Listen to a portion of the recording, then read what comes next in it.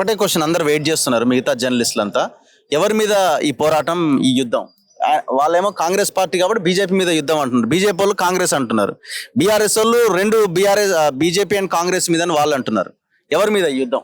ఇప్పుడు ఉద్యమాలను మనం ఒకసారి పరిశీలించినట్టయితే తెలంగాణ ఉద్యమాన్ని మనం ఉదాహరణ తీసుకుందాం. ఓకే, ఆ రోజు తెలంగాణ ఉద్యమం జరిగే సమయంలో జేఏసీ ఏర్పాటు చేసే సమయంలో కాంగ్రెస్ ప్రభుత్వం సెంట్రల్లో అధికారం ఉంది, రాష్ట్రంలో అధికారం ఉంది.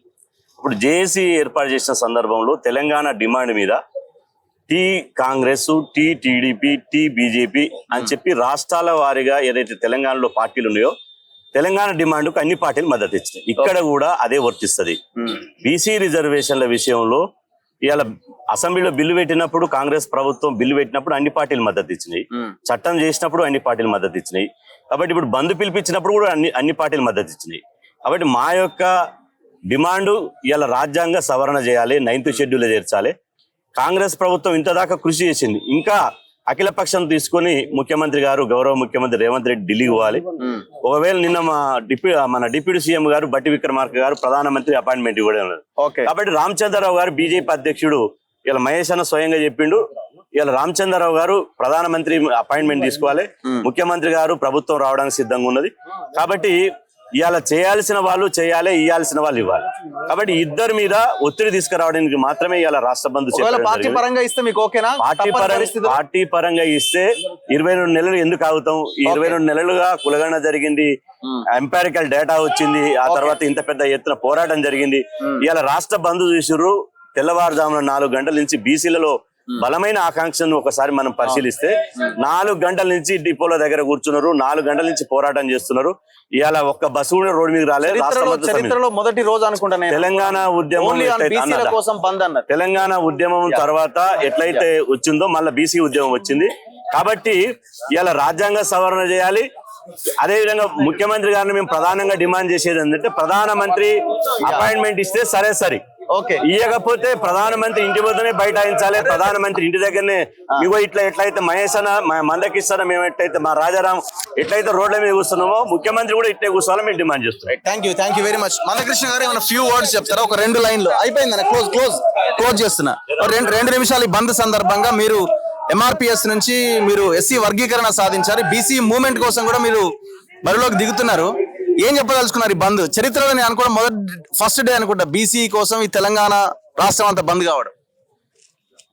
ఈరోజు బంద్ డిమాండ్ ప్రధానంగా బీసీల అంశంగానే కనిపిస్తున్నది, కానీ ఈ డిమాండ్ బీసీల అంశమే అనుకోవట్లేదు. ఇప్పుడుగా టోటల్ సమస్త సమాజం, రాజకీయాలు, కులాలు, మతాలు, వర్గాలు, జిల్లాలన్నీ సంబంధం లేకుండా సమస్త సమాజం ఈ డిమాండ్ వెనుక నిలబడ్డది అనడానికి సాక్ష్యం శాంతియుతంగా సంపూర్ణంగా అందరూ బంద్ చేయడం, బంద్కు సహకరించడం జరగడం అది సాక్ష్యంగా నిలబడ్డాయి. ఇప్పుడు మనకు అర్థమైంది ఏంటంటే ఇక ఈ డిమాండ్ను ఎవరన్నా టెక్నికల్గా వ్యక్తులు దీన్ని అడ్డం పట్టడానికి ప్రయత్నం చేస్తారేమో, కానీ ఈ డిమాండ్ వెనుక మొత్తం తెలంగాణ సమాజం యావత్తు ఉన్నదనే విషయం అర్థమైనప్పుడు సమస్యను పరిష్కరించాల్సిన బాధ్యత ఉన్న వాళ్ళందరూ వాళ్ళ పాత్ర నిజాయితీగా పోషిస్తే ఈ సమస్యకు పరిష్కారం దొరకడానికి అవకాశం ఉన్నది. ఎవరా చేయాల్సిన వాళ్ళు ఎవరెవరని మీరు అనుకుంటున్నారు?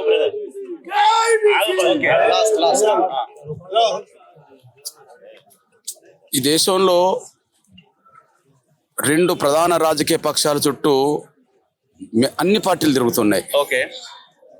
బీజేపీకి ఎన్డీఏ పార్టీలు అనే పేరుతో రాజకీయ పక్షాలు ఉన్నాయి, కాంగ్రెస్ కు ఇండియా అనే దాంతో పార్టీలు ఉన్నాయి.